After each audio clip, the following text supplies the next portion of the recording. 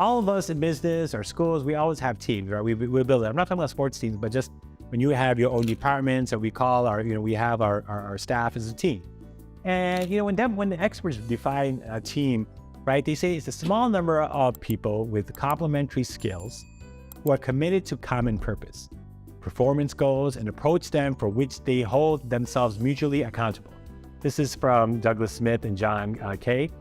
And so what this kind of reminds us that, look, from a sports team, so even in the education field, we have a group of people, that staff, and they all have different skills, from different subject matters to from the way they teach, skill sets they have, the relationship they can have with kids, organizational things. Everyone brings in talent to the group. And you as a leader has to look at everyone's talents and say, how can we maximize that? How can we keep on improving the ones that they're maybe not strong in, and bring everyone together to the same vision and move forward?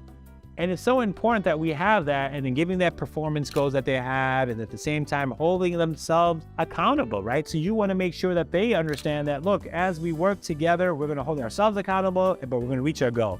So keeping that in mind is so important for have that.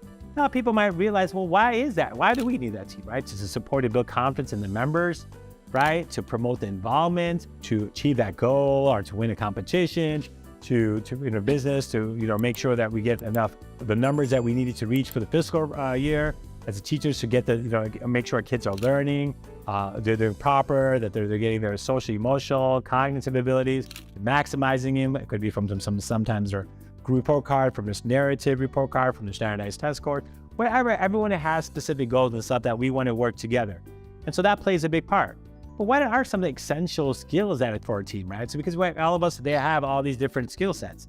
Some are sometimes going to be technical, things that they need to do, and functional expertise that we want to make sure they have.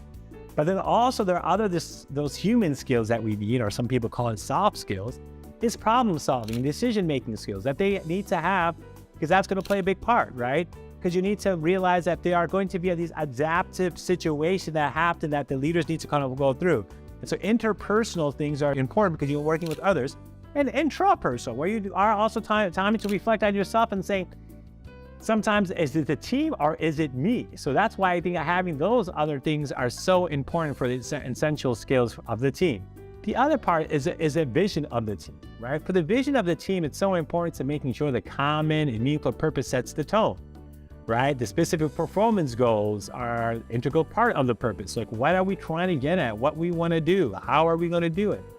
And when you can kind of have the combination is essential in that performance, when you have the purpose plus the performance and kind of getting everyone to buy into together, it's going to go a long way. And I think that's something that we have to realize where we have that vision of teams and where it could go.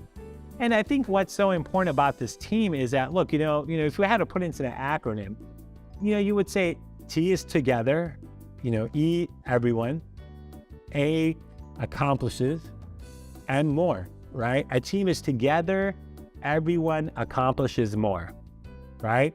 Then work with organization, responsibility, and knowledge, right? So when you can have some people come together and then everyone kind of accomplish a little more when they come together with that organizational structure that you could provide as a leader, and making sure they're accountable with the responsibility that they have, and giving them the tools and knowledge and the resources they need to be successful.